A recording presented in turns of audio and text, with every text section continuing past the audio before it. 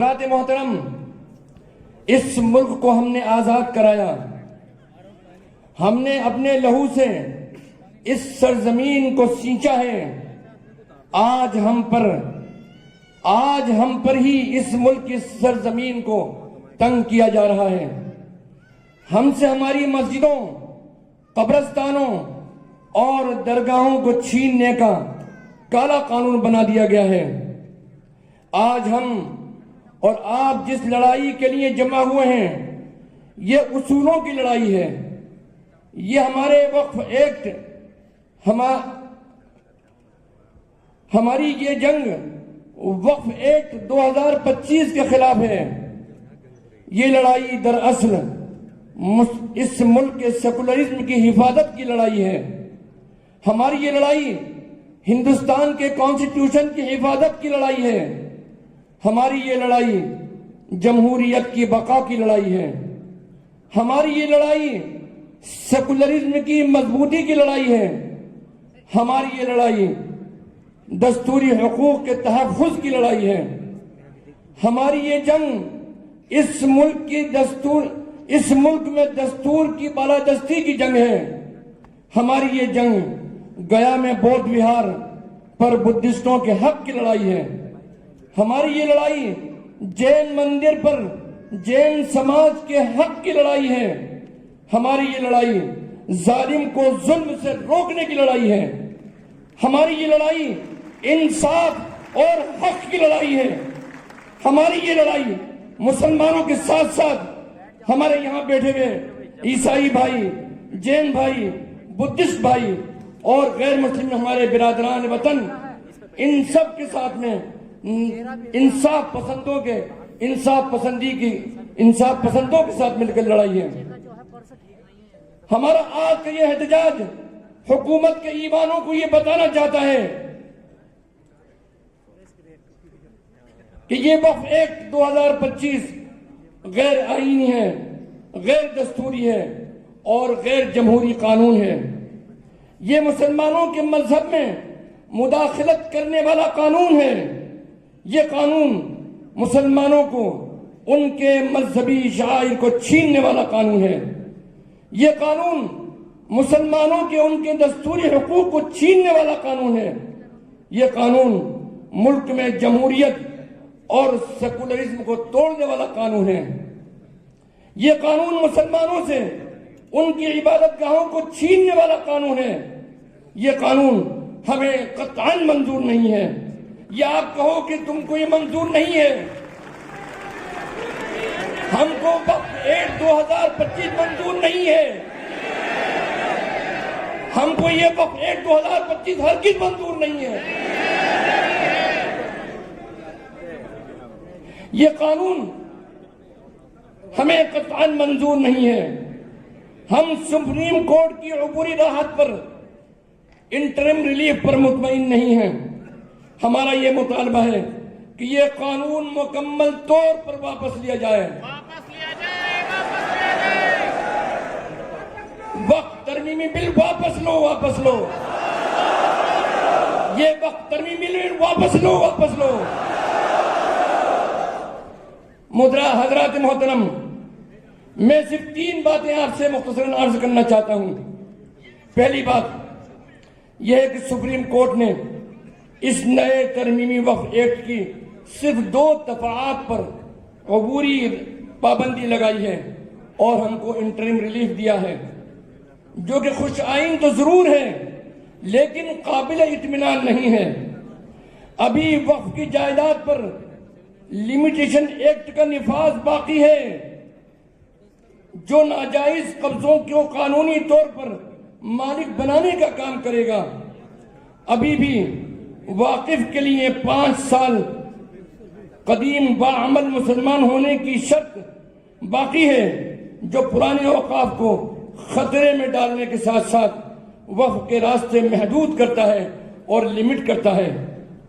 ابھی بھی وقف اولاد پر پابندی باقی ہے، جو شریعت اسلامی میں کھلی مداخلت ہے۔ ابھی بھی وقف ایکٹ کے اسپیشل ایکٹ ہونے کی وجہ کا درجہ اس کو نہیں حاصل ہوا ہے اوور رائڈنگ ایکٹ ہونے کا درجہ بحال نہیں کیا گیا ہے۔ ASI آثار قدیمہ کے تحت محفوظ اوقاف وقف نہیں رہیں گے، اس کی دفعہ بھی ابھی بدستور باقی ہے۔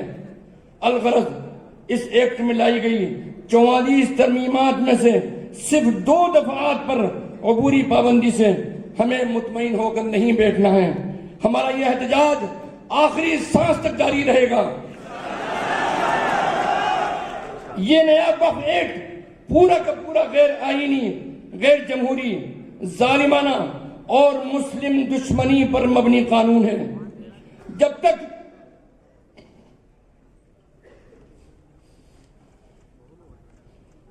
تک یہ مکمل قانون واپس نہ ہو جائے اپنے احتجاج کو جاری رکھو گے انشاءاللہ۔ ہماری زندگی اور موت کا مسئلہ ہے۔ ہماری زندگی اور موت جہاں ظاہری طور پر ہماری سانس سے تعلق ہے، لیکن ہماری ایمان کی سلامتی اس سے بڑی موت ہے کہ اگر ہم ایمان سے دور ہو جائیں، ہماری نسلیں ایمان کو بھول جائیں، ایمان والی نہ رہیں، اس سے بڑی کوئی موت ہماری نہیں ہو سکتی ہے۔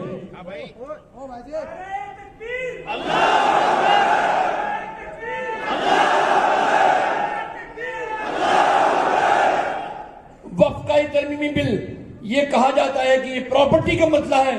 نہیں، حکومت کے گلیاروں کے ذمہ داروں، یہ مسئلہ پراپرٹی کا نہیں ہے، یہ ہمارے دین کا مسئلہ ہے، ہمارے کلچر کا مسئلہ ہے، ہماری تہذیب کا مسئلہ ہے، ہمارے عقیدے کا مسئلہ ہے، ہمارے ایمان کا مسئلہ ہے۔ آخری سانس تک ہم اس جنگ کو جاری رکھیں گے انشاءاللہ۔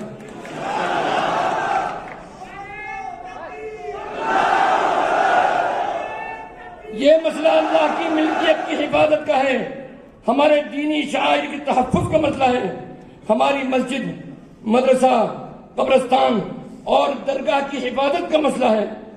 یہ لڑائی بہت لمبی لڑائی ہے، نہ ہمیں تھکنا ہے نہ مایوس ہونا ہے۔ وعدہ کرو کہ تم تیار ہو اس کے لیے۔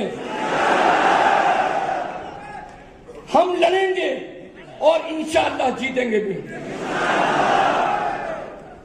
دوسری بات جو مجھے عرض کرنی ہے وہ یہ ہے کہ ہماری یہ لڑائی کسی دھرم اور مذہب کے خلاف نہیں ہے۔ ہم ہمارے ہندو بھائیوں یہاں موجود ہیں، ان کی موجودگی، ان کو بھی مخاطب کرتا ہوں، پورے ہندوستان کی تمام ہندو برادریاں، غیر مسلم بھائیوں سے جو ہمارے اس ملک کے رہنے والے ہیں، ہمارے ساتھی ہیں، ہم ان سے یہ کہنا چاہتے ہیں کہ آؤ ہم سب مل کر جنگ کو لڑیں گے انشاءاللہ، اور فتح ہم کو ہوگی۔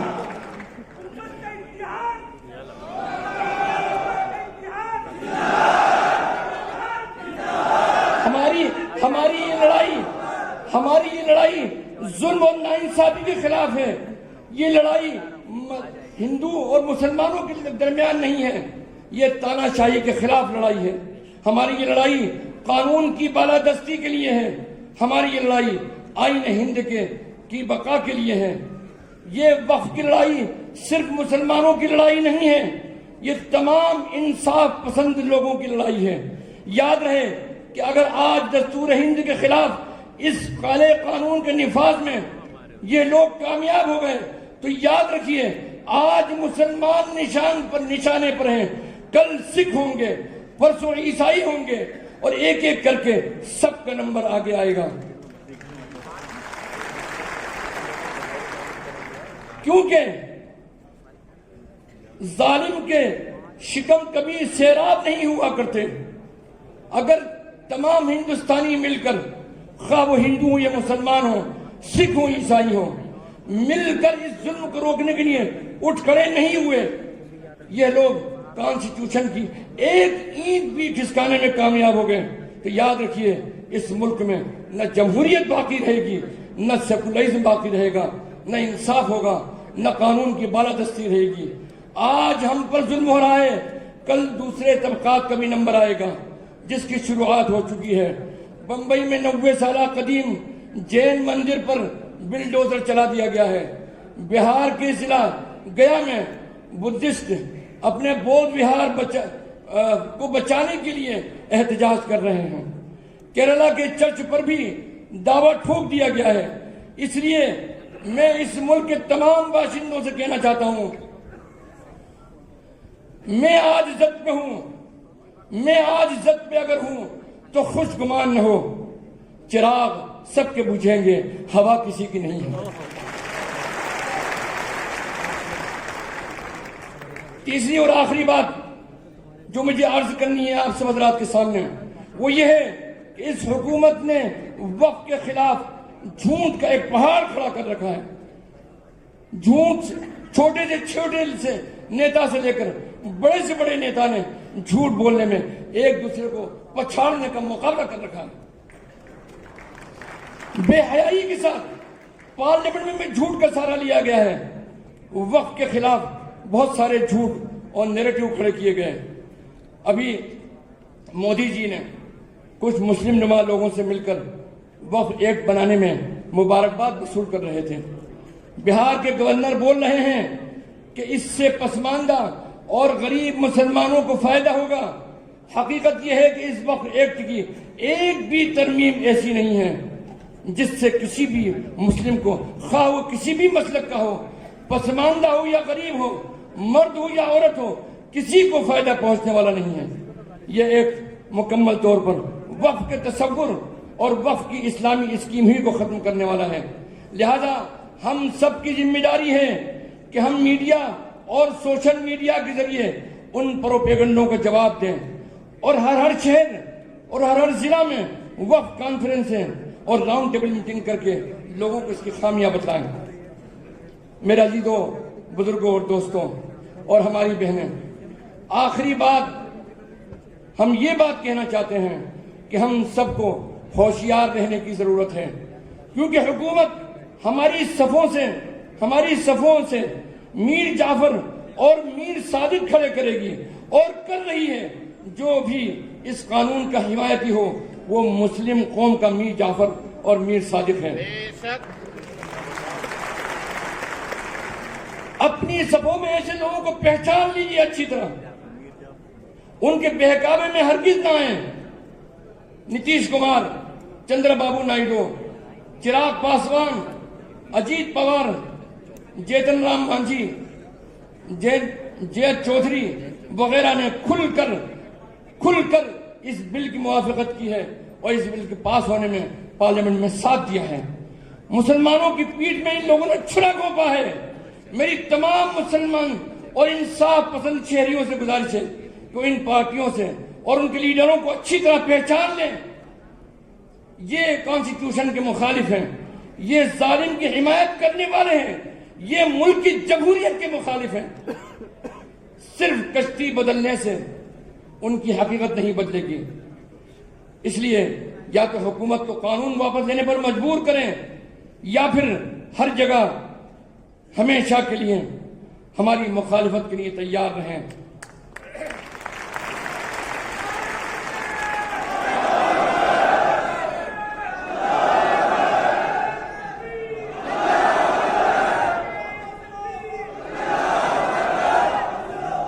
ظالم کو جو نہ روکے وہ شامل ہے ظلم کے اندر، ظالم کو جو نہ روکے وہ شامل ہے ظلم میں، قاتل کو جو نہ ٹوکے وہ قاتل کے ساتھ ہے۔